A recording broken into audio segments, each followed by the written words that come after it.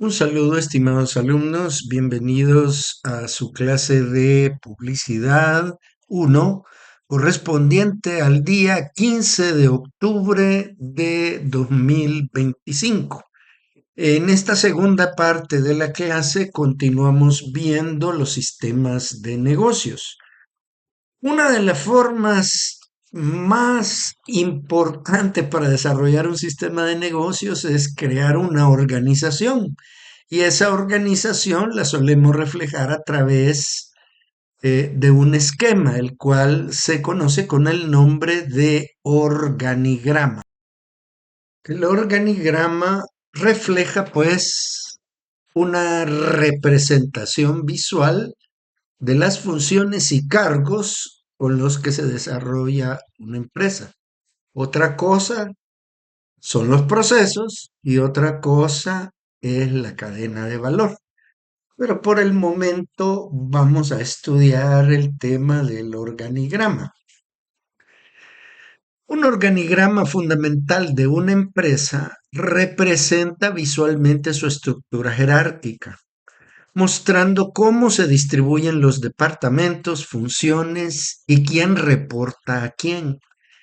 Incluye los siguientes elementos clave.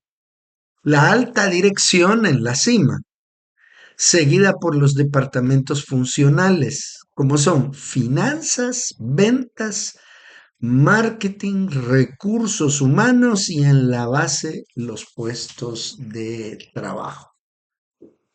Esencialmente en eso consiste un organigrama de una organización tradicional, ¿verdad? Entonces, nosotros podemos ver acá el organigrama a partir de estos elementos. Por ejemplo, aquí vemos la dirección general, ¿verdad? La dirección general, pues puede ser una junta directiva, una junta de directores o una junta administrativa o junta de accionistas, ¿verdad? Es el máximo nivel, ¿verdad? Donde está ahí la gente que es prácticamente propietaria de la empresa en cualquiera de las formas de propiedad legal que existen. Puede ser un solo propietario, puede ser un conjunto de socios y naturalmente todas sus decisiones pues que se emiten tienen impacto en el desarrollo de cada uno de las áreas. Ahora, estas áreas, por ejemplo, tenemos aquí la dirección industrial o dirección de producción o gerencia de producción. Aquí los nombres varían según cada organización, como se quiera llamar, ¿verdad? La dirección industrial o gerencia de producción tiene que ver con la producción efectiva de cada uno de los productos o servicios que se están brindando.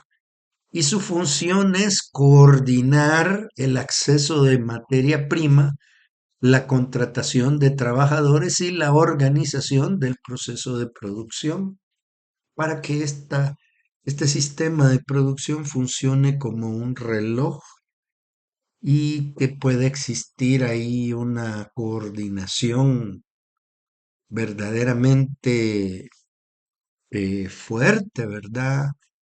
Y que sea una coordinación que sea eficaz para que se pueda producir lo que se necesite y se puedan hacer pues todas las cosas que necesita la empresa para poder sacar su inventario. Inventario se le llama el producto terminado y que necesita distribuirse para venderse, porque de ahí se obtendrán las ganancias. De ahí está la dirección comercial. ¿De qué se encarga la dirección comercial? Bueno, puede haber un director comercial que se encargue del marketing, de las ventas, de la logística y de la distribución. pero cada uno de estos departamentos representan una actividad diferente. Por ejemplo, la actividad de marketing es la planeación estratégica del producto, la forma en que se comunicará, la forma en que se distribuirá y las características de sus empaques o de la forma en que se presentará, ¿verdad? Y el marketing también se encarga de las comunicaciones, o sea, de la publicidad, de la forma en que se va a comunicar las virtudes del producto. Como ven, cada una de esas actividades es diferente, ¿verdad? Y es una actividad que requiere de una coordinación especial.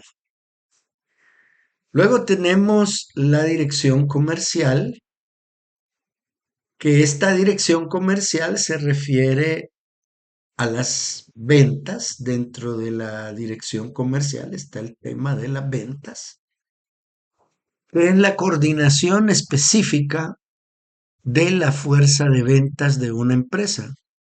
Pueden ser dos, tres y montones de vendedores. Yo conozco empresas con las que he trabajado que tienen una fuerza de ventas entre 500 y 1000 y pico de vendedores en todo el país, por ejemplo, ¿verdad?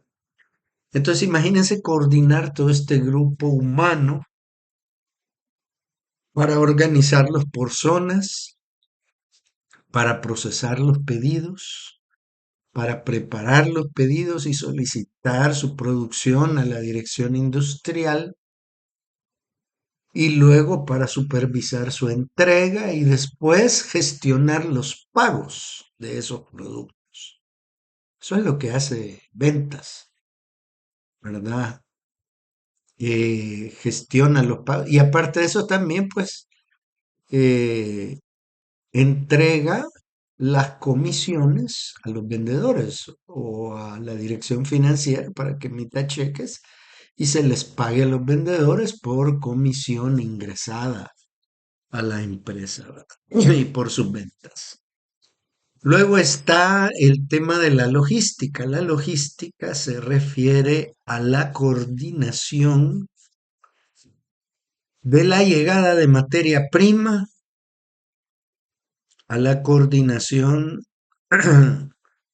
de los trabajadores que van a trabajar por diferentes turnos, si es que fuera una fábrica, por ejemplo, a la coordinación de la atención al público, ¿verdad? ¿Qué cosas debe tenerse listas para ya tener una atención directa al público?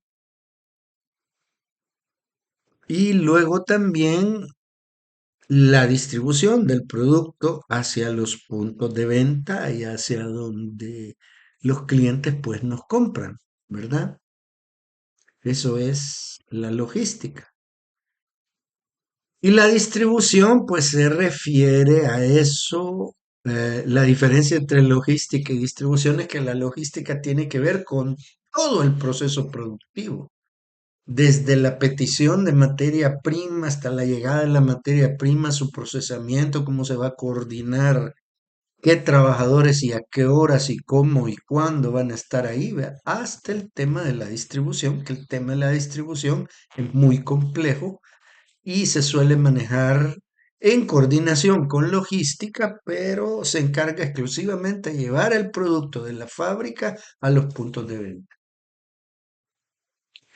Luego está la dirección financiera, que tiene que ver con el departamento de contabilidad, que es el que se encarga de registrar todas las operaciones contables del negocio, un negocio en marcha, como se le dice en términos contables, ¿verdad? De sus ingresos, de sus egresos, de su facturación, de el registro de activos, registro de inventarios, registro de operaciones financieras, salida de capital, pago de dividendos a los accionistas, pago de salarios, pago de deudas, todo eso lleva un proceso de registro que en términos profesionales supone una tarea que al mismo tiempo tiene que cumplir con ciertos requisitos legales. Y esos requisitos legales son necesarios, son indispensables para que las operaciones sean válidas, porque de ellas se tiene que pagar impuestos, se tiene que estar al día con las actividades del erario público, como es Hacienda, ¿verdad? Entonces todo eso requiere de esa coordinación, ¿verdad? Eso es lo que hace la dirección financiera y el departamento de contabilidad, pues registra esas operaciones de acuerdo a las normas de contabilidad generalmente aceptadas en todo el mundo, o las famosas NIC, las normas internacionales de contabilidad, ¿verdad? De ahí está tesorería. ¿Qué hace la tesorería? Pues simplemente emite facturas cuando se compran productos y también paga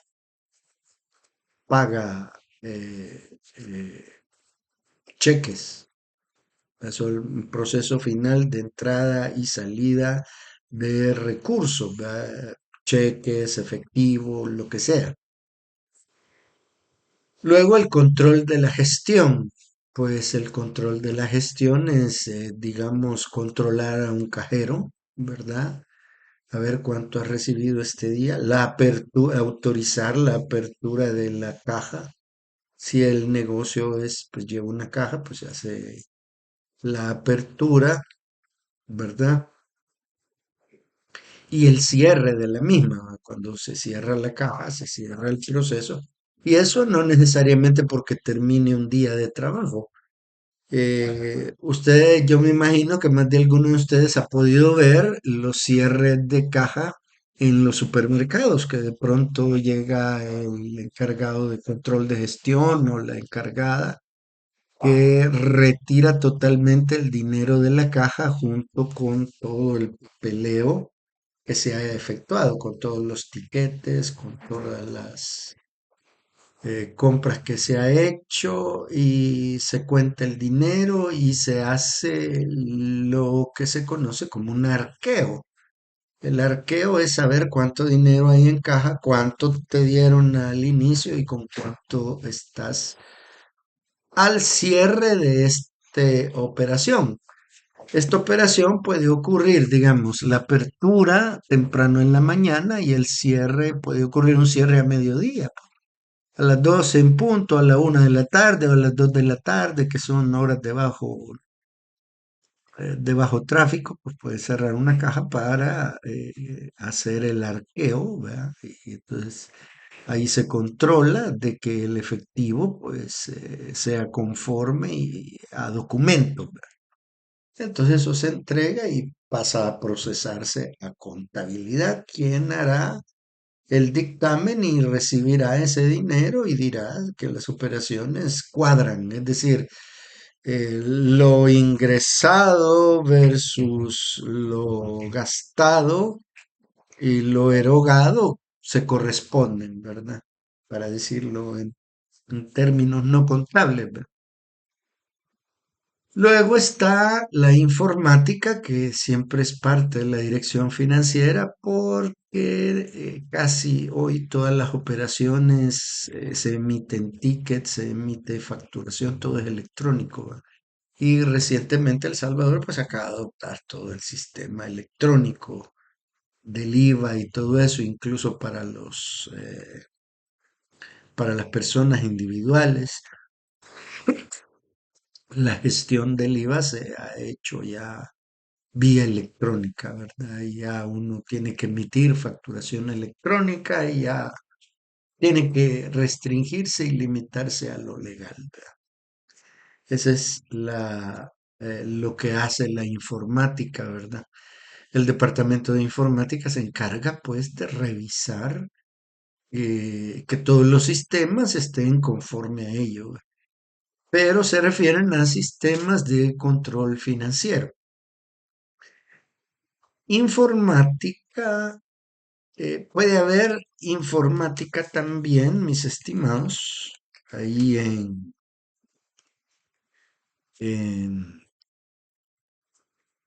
puede haber informática en la dirección de producción, ¿verdad? Cuando se está en el proceso de producción, pues es necesario visualizar cómo es el control de cada máquina, por ejemplo, de ingreso de materia prima, las bitácoras de lo que ha trabajado cada trabajador y todo lo demás.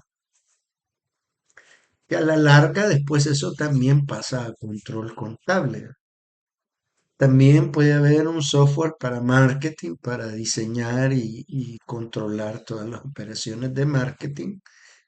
Y que a la larga eso produce también documentos contables, como puede ser una orden de pago, una orden de producción, una orden de compra, que ya genera el involucramiento del departamento contable. Luego está la Dirección de Recursos Humanos. ¿Qué hace la Dirección de Recursos Humanos? Bueno, pues administra el personal que elabora nóminas. Ustedes saben que cada mes, pues, una empresa ya legalmente establecida tiene que pagar salarios y la empresa determina cada cuánto paga los salarios. Generalmente, y esto no es ley, sino que depende de cómo cada empresa lo asigne, ¿va? Eh, Paga salarios fijos cada 15 y cada 30 de mes, porque así coordina sus operaciones, como por ejemplo la presentación de la declaración del IVA al Ministerio de Hacienda o para presupuestar también los pagos de tal manera de que se cuente con dinero para cancelar salarios. Asimismo, cada salario que se paga, cada persona contratada legalmente, pues se le debe descontar el pago del seguro social, se le debe descontar otras prestaciones, pues, como puede ser AFP u otro seguro de vida o lo que sea, cualesquieran que sean las prestaciones que esta empresa otorgue a sus trabajadores, pues ahí se tienen que hacer los correspondientes descuentos de impuestos sobre la renta por cada pago que se recibe, si hay un descuento de renta. Y esas nóminas, en esos descuentos también se tiene que programar el pago de todos estos ítems mensualmente a las entidades correspondientes, ¿verdad? Ya sea al Ministerio de Hacienda, al Instituto Salvadoreño del Seguro Social o la administradora de fondo de pensiones, donde esta persona está cotizando su pensión de retiro, ¿verdad? También la Dirección de Recursos Humanos tiene que ver con la gestión de personal. El personal, pues, que trabaja en recursos humanos, es gestionado de la siguiente manera, ¿verdad? Estímulos, premios logrados, sanciones aplicadas, llamadas de atención, reportes de asistencia o de inasistencia, trámites de incapacidades médicas y todo eso genera pagos o genera descuentos, ¿verdad?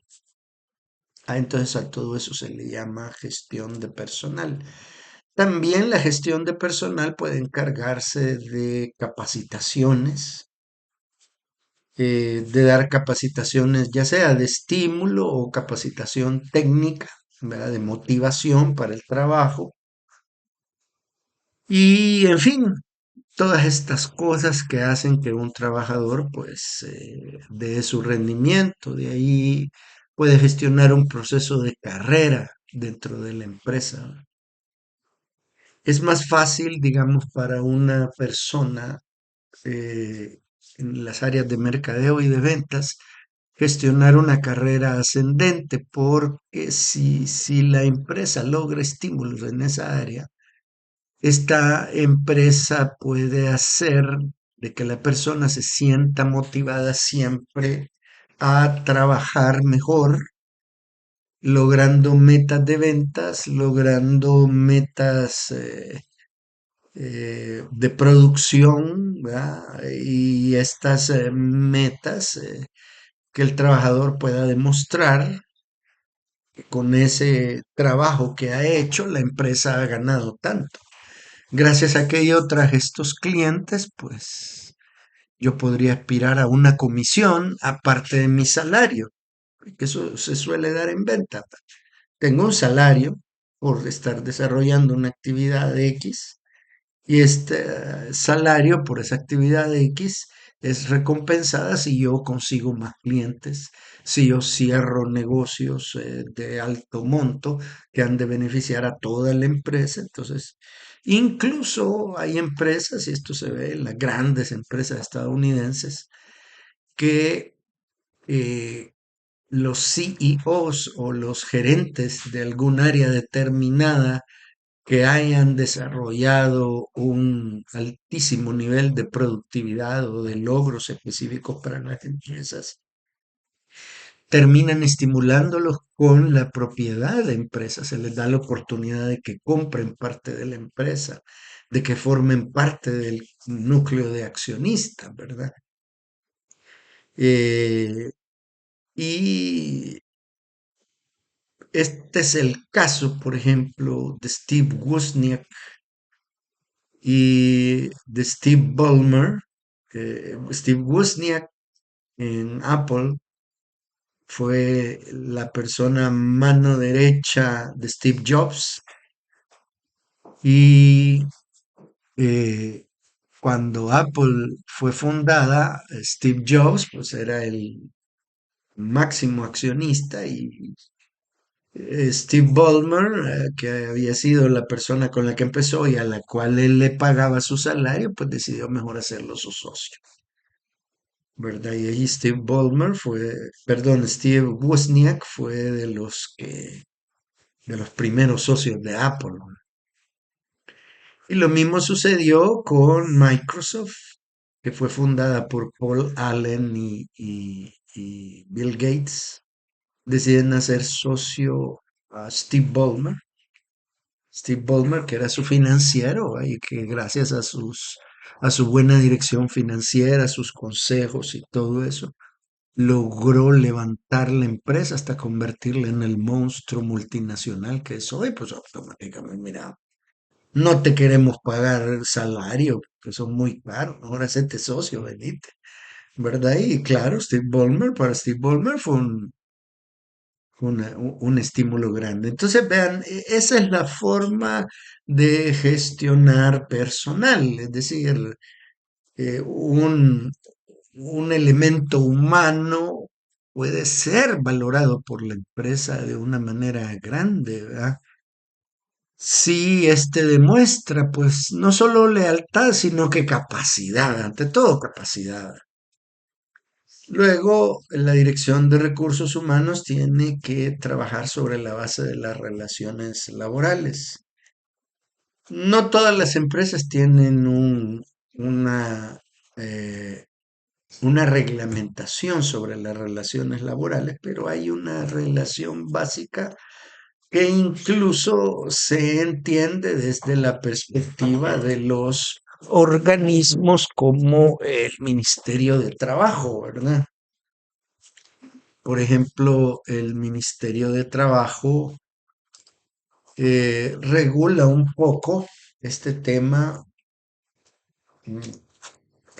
de las relaciones de trabajo entre compañeros, eh, donde donde esas regulaciones impiden, por ejemplo, el maltrato físico, maltrato psicológico, el acoso sexual, el acoso laboral o mobbing, y todo esto, ¿va? Y si también en el tema de las relaciones laborales, las empresas pueden desarrollar u- una ética, un código de ética a través del cual quedan establecidos cómo debe ser la actuación ética de sus diferentes miembros, ¿verdad?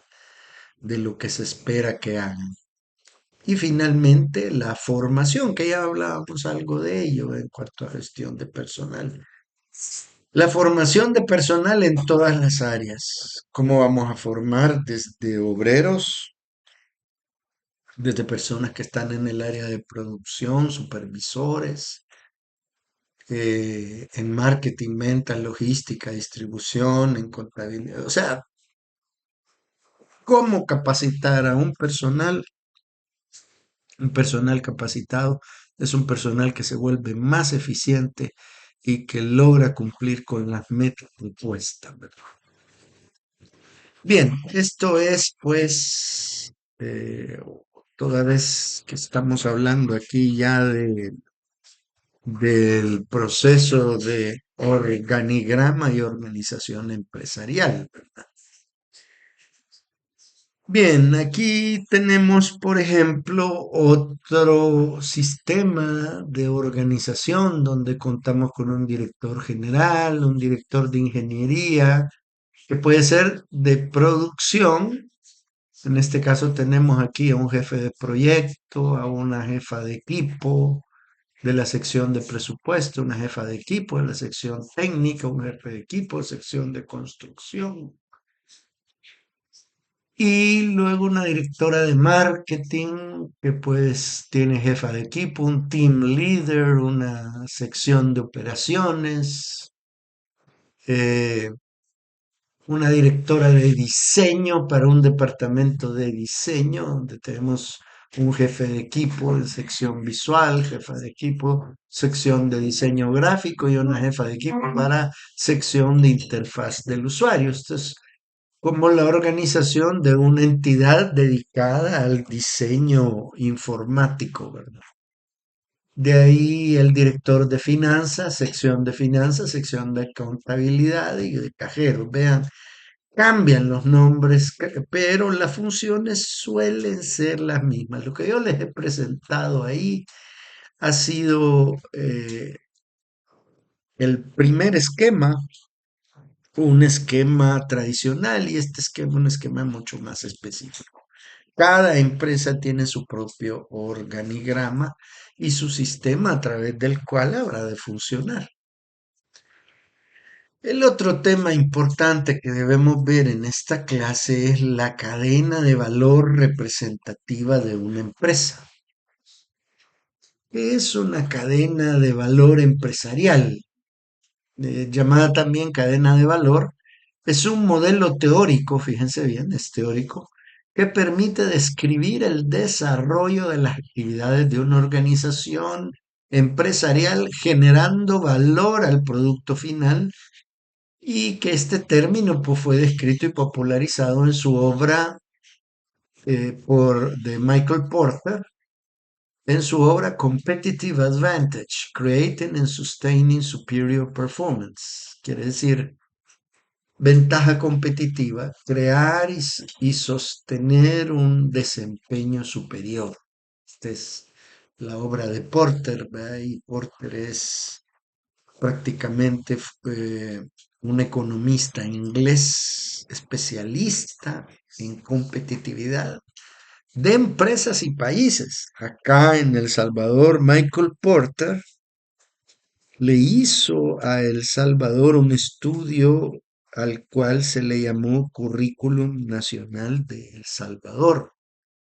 Se le llamó de esa manera como para decir cuáles eran las áreas que El Salvador debía desarrollar para convertirse en un país, ya dejar de ser un país en vías de desarrollo y convertirse en un país ya en ascenso al desarrollo, ¿verdad? Este estudio fue hecho en la época del presidente Armando Calderón Sol, ¿verdad? Y finalizó justo antes de que él finalizara su presidencia, su periodo presidencial. y un estudio al cual tuvimos acceso, ¿verdad? Entonces, Porter utilizó su método analítico y planteó cuáles eran las áreas posibles del desarrollo para el país, entre las cuales se hablaba del área de la moda, ¿verdad? Donde él planteaba una reconversión de las maquilas.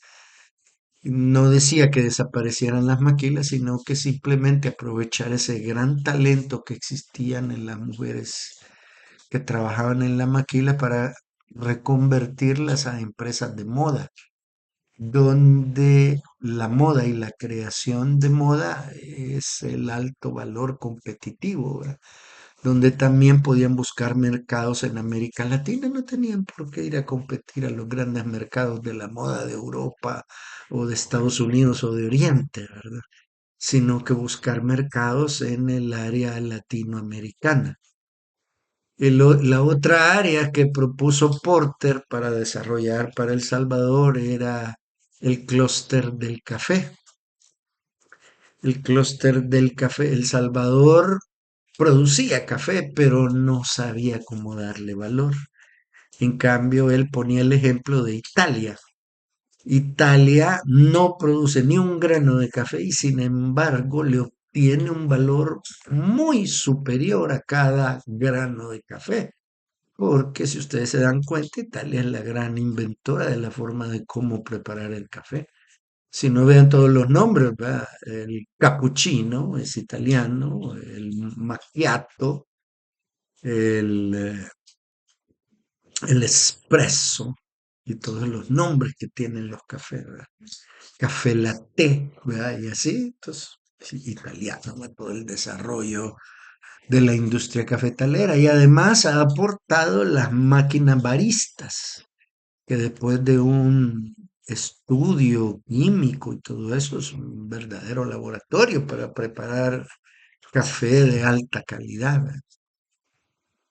Entonces, eso era lo que proponía también la industria de la caña de azúcar, ¿verdad? Estudió el clúster de la caña de azúcar y diciendo, bueno, El Salvador solo vende materia prima, ¿verdad? O vende el café hacia el exterior, pero el café hay que darle valor, hay que enfocarlo, hay que buscar las calidades y crear toda una cultura de café alrededor de ello. Algunas empresas ya lo han hecho aquí en el país y los salvadoreños pues nos estamos volviendo más conocedores de las calidades y de la forma en que se debe tomar el café, ¿verdad?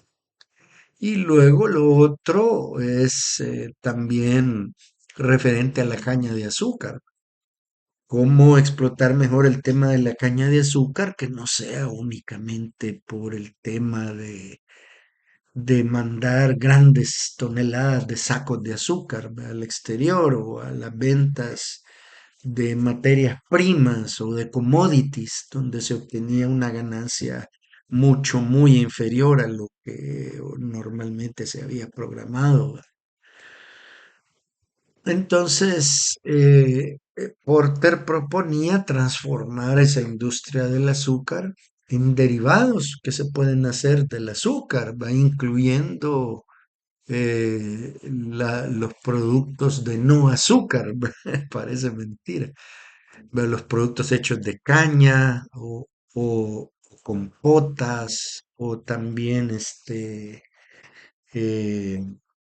jaleas o chutneys, ¿verdad? De diferente tipo también, considerando la producción salvadoreña. Si no vean el ejemplo, yo creo que de esto les he hablado un poco, ¿verdad?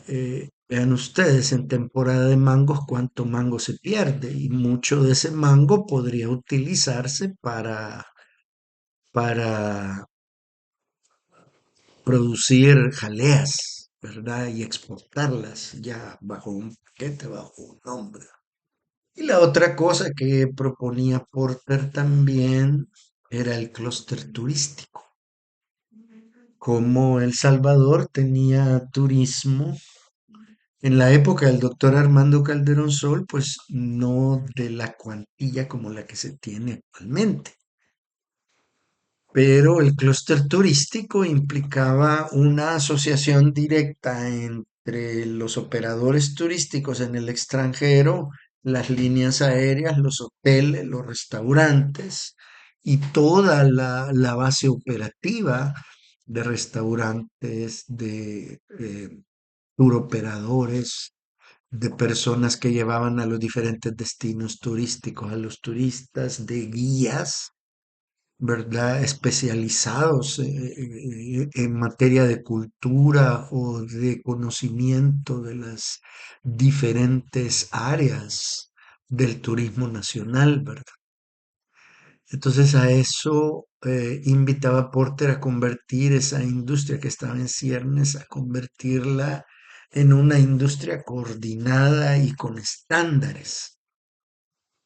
Lamentablemente para esa época y debido pues a cuestiones de poder, vea que no la puedo contar aquí porque no es el propósito de la clase, aunque sí no tengo pelos en la lengua para decirlo, sino por intereses económicos específicos de sectores dominantes, sobre todo los sectores financieros y sectores agrícolas que querían seguir manteniendo su dominio sobre una clase trabajadora, una clase eh, media, ¿verdad? Que dependiese de esas empresas con una falsa concepción del desarrollo económico, donde los países se desarrollan y se desarrollan independientemente de lo ideológico, cuando la economía crece, cuando las personas pasan de la pobreza a la clase media, cuando hay un ascenso social de las personas al nivel por lo menos de empresas familiares. Ese es un proceso de crecimiento social que permite que una economía crezca, que sea fuerte, que atraiga inversión extranjera, inversión de cantidad y calidad, con capacidades de negociación, con capacidades tecnológicas y con capacidades productivas.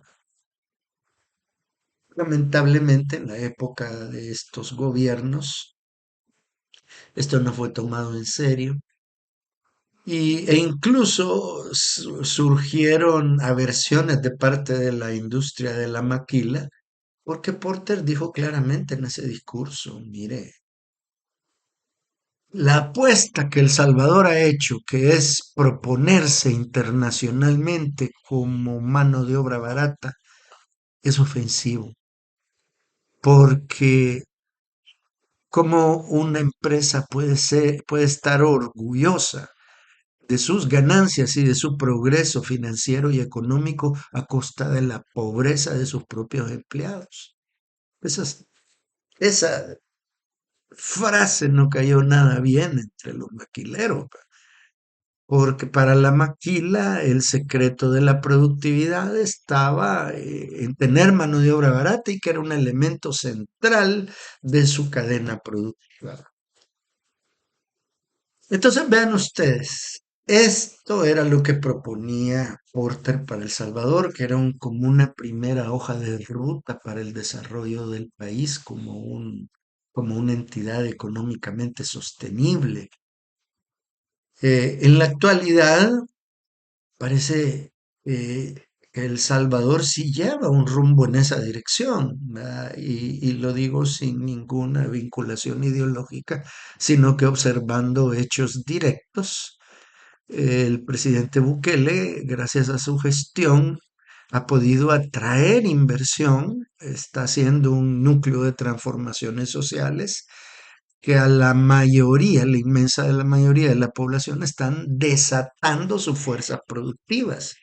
Y si hay algo que ha permitido esta sociedad es crear las condiciones para que estas, estos esfuerzos económicos lleguen a toda la población, no solo lleguen a grupos privilegiados. ¿Verdad? No digo que se está logrando ya, ¿verdad? Tampoco estoy exagerando ni endiosando a nadie, ni el liderazgo del presidente, que es obvio y evidente, sino que les digo que las condiciones económicas están dadas para que El Salvador despegue económicamente. Hay seguridad, hay inversionistas extranjeros, hay inversión en obra pública, se están construyendo y atrayendo proyectos para mejorar la infraestructura pública y esto hace que El Salvador genere más empleo, genere el efecto que se conoce como multiplicación de la inversión, que es cuando se invierte, por ejemplo, en obra pública, y eso lo demuestran los grandes milagros económicos de otros países, como el de Alemania, de China, de Italia, de la Unión Europea en sus primeros pasos, porque aunque ahorita Europa está pasando por momentos difíciles, de Singapur, ¿verdad? Y de los grandes tigres del Pacífico, ¿verdad? También los milagros económicos en el Medio Oriente, ¿verdad? Cómo es que ha- se han construido ciudades de la nada a partir de una planificación económica, como es, por ejemplo, países como Qatar, Dubái, que han creado verdaderos paraísos en las ciudades, ¿verdad? Por supuesto que nada de esto que yo estoy diciendo es perfecto. Tiene sus luces y sus sombras, pero no en un 50%, sino que las sombras son menos generalmente, ¿verdad? Y para las condiciones en las que se encontraban antes los países estos que he mencionado y los propósitos de desarrollo, pues se ve que han mejorado muchísimo, lo cual no quiere decir que sea lo mejor. Pero ahí queda demostrado que como la inversión en obra pública, en generar condiciones de seguridad, en generar estabilidad en el manejo eh, de la moneda, en general certidumbre en el sistema de impuestos, en generar estímulos impositivos para la creación de empresas pequeñas, eh, donde se está estimulando tanto la creación de empresas tecnológicas, pues eso está, y hechas por salvadoreños, está creando esa legislación, está permitiendo un despegue económico. El simple hecho de haber regalado computadoras a todos los estudiantes, de haber aportado, el Estado les aporta la computadora que para ser propiedad del estudiante, va a implicar un salto tecnológico. Y ese salto tecnológico va a permitir que el estudiante dentro de unos 10 años más o menos, unos 10 años, estos estudiantes que han recibido todo ese apoyo de para su educación, tengan un nivel educativo tecnológico superior que les permita acceder no solo a la tecnología, sino que a la creación de sistemas informáticos, software que ayuden al país. Eso es crear valor, ¿verdad? Ahora bien, no todo es perfecto, naturalmente. La otra opción sería no hacerlo.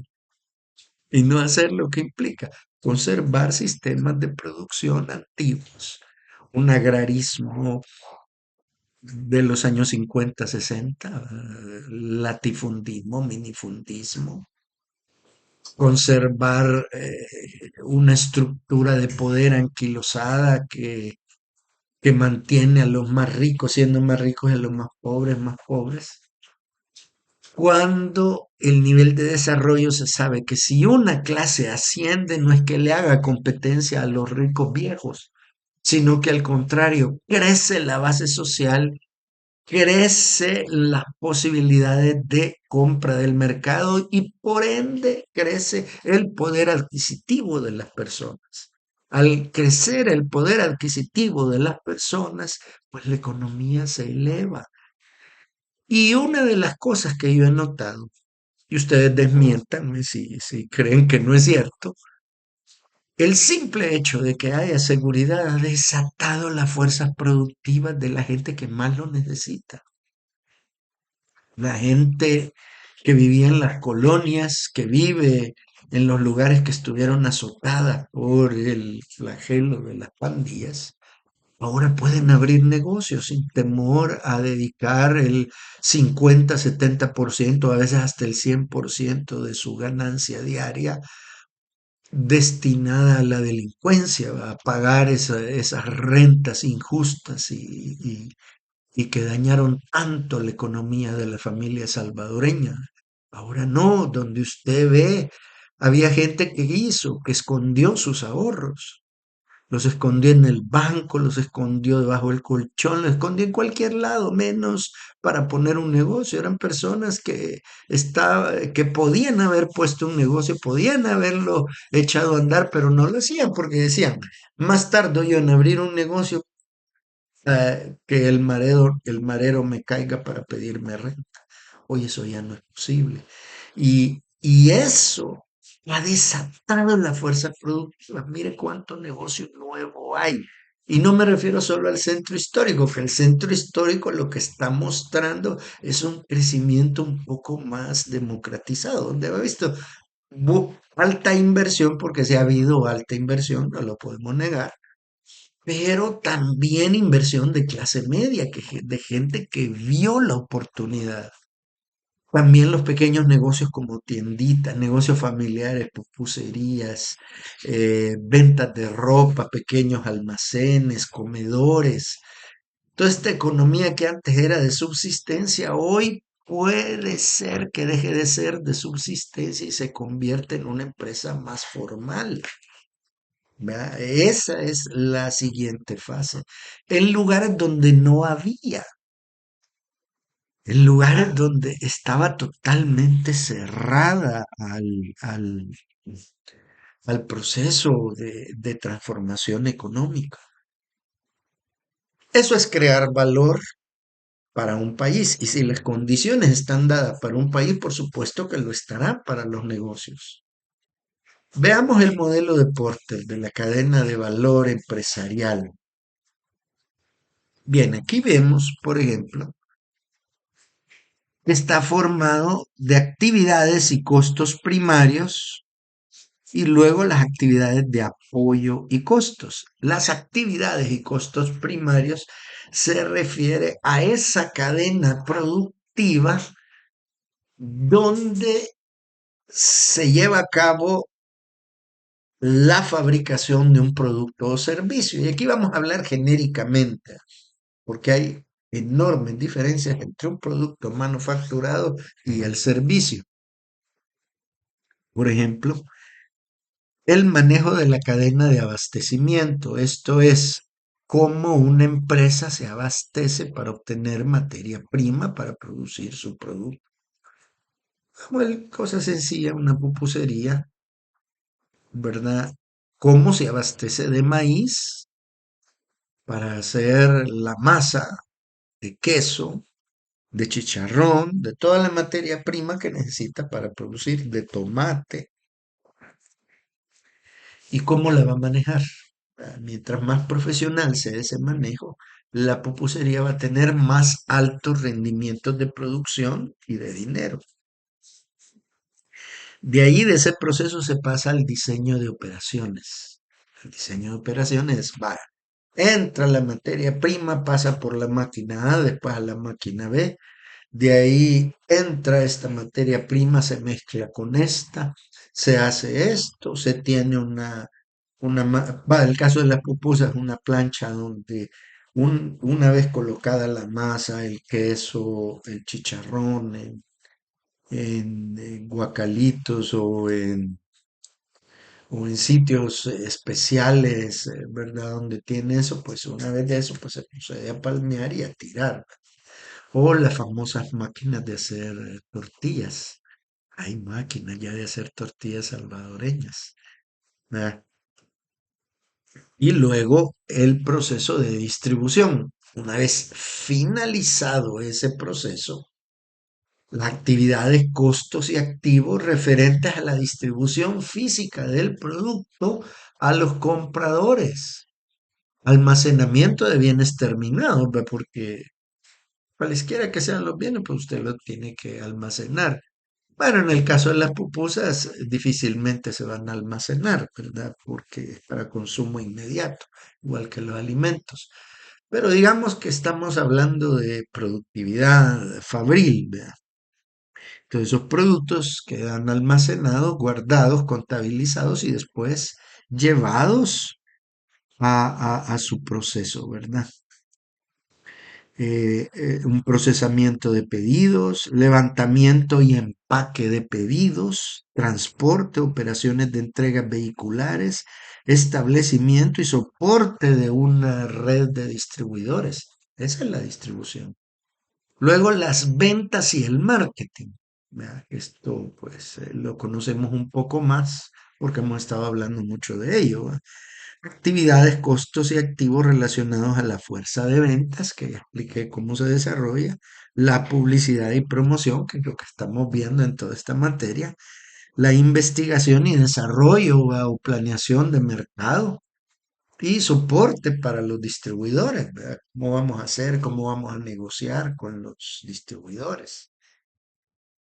De ahí para ventas y marketing, actividades, costos y activos relacionados con la fuerza de ventas, publicidad y promoción y todo eso. Bien. Servicio.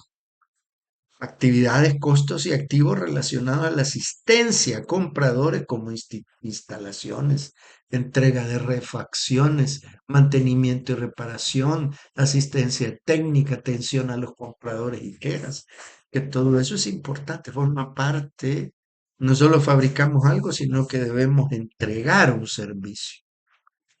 Y luego, finalmente, las actividades de apoyo y costos.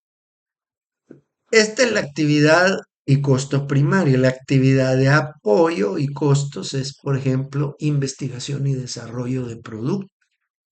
No todas las empresas pueden darse el lujo de tener un departamento de investigación y desarrollo que se encargue de revisar la formulación del producto, sus contenidos, sus ventajas, sus empaques, la forma en que se entrega al cliente, cómo podemos mejorar eso de un modo o de otro, ¿verdad? No, no todas las empresas pueden hacer esa actividad, ¿verdad? Y luego la mejora del proceso de diseño, el desarrollo del equipo, desarrollo de software, sistemas de telecomunicaciones, diseño e ingeniería asistida por computadora, capacidades de bases de datos y desarrollo de sistemas de soporte computarizados. Son actividades de apoyo, no son actividades con un fin en sí mismo. Y luego la gestión de recursos humanos que son todas aquellas actividades, costos y activos asociados con la selección, contratación, capacitación, desarrollo y compensaciones de toda clase de personal, actividades de relaciones laborales y desarrollo de habilidades basadas en conocimiento y competencias esenciales, donde se debe tener una política de contratación, donde se debe buscar los mejores para el puesto, ¿verdad? Para que la empresa sea productiva y ningún empleado sea una carga. ¿Va?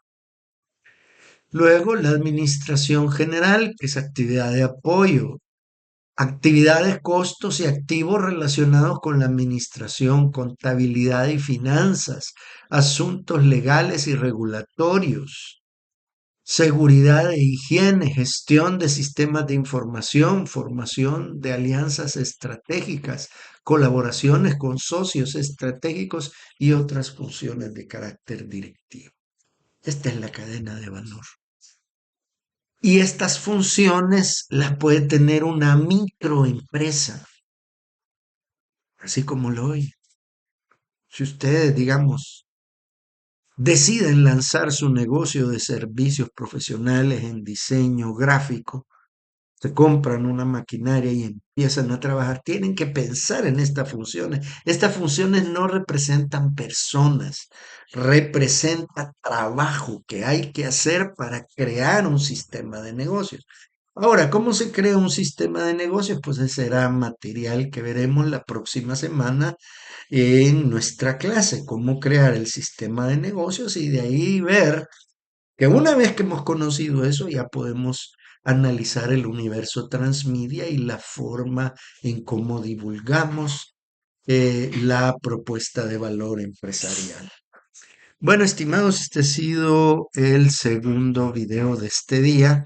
Falta uno más, que es donde vamos a explicar el trabajo para la segunda unidad. Así que pendientes, dentro de breves minutos, pues lo tendrán ustedes. Saludos.